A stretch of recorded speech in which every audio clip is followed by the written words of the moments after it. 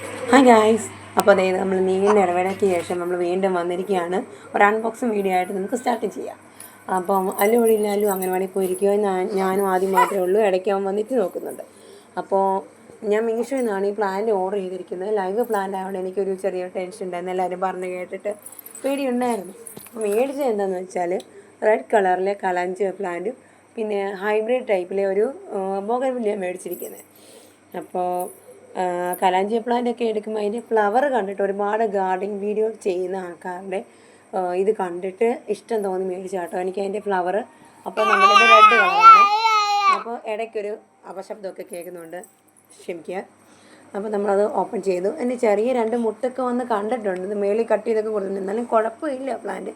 അവരിത് പാക്ക് ചെയ്തിരിക്കുന്ന ഒരു കളിമണ്ണ് പോലുള്ള ബേസിനകത്താണ്. അപ്പോൾ നമ്മുടെ ചെടികളൊക്കെ വരും. അപ്പോൾ ഞാൻ അവരുടെ കാല് പിടിച്ച് പറയും നശിപ്പിക്കാൻ വേണ്ടി പോകരുത്. അപ്പം